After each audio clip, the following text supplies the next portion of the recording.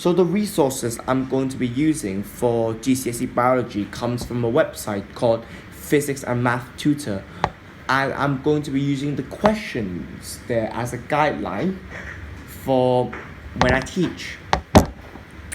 So the knowledge that we need to know before getting into GCSE, the basic KS3 knowledge is food is moved through the gut by a process called peristalsis. So the muscles in the esophagus contracts, so it shrinks above the bolus, so up to push food down in the esophagus. Then it works together to produce wave-like contractions which push the bolus through the gut, and it then continues to move food through the small intestine and the large intestine. And the bolus is a mixture of food and saliva which forms in the mouth during the process of chewing. The rectum is where feces are stored, and the anus is where feces are expelled.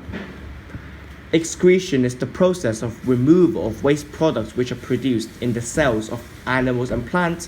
These are usually on metabolic waste.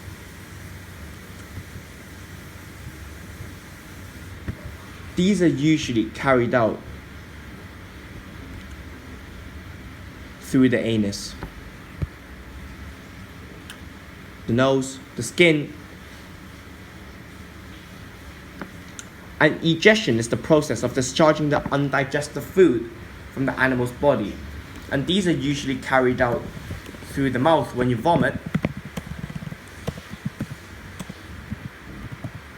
and sometimes through the anus.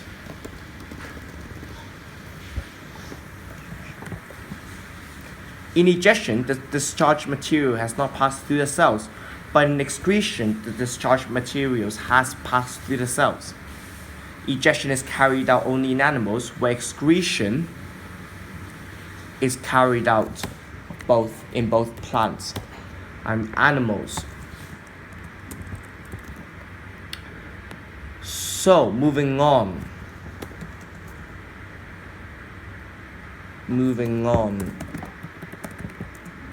The kidneys are in the back of the abdomen and have two important functions in the body. First, they regulate the water content in the blood. Second, they excrete toxic waste,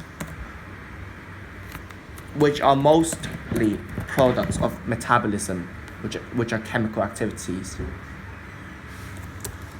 like respiration.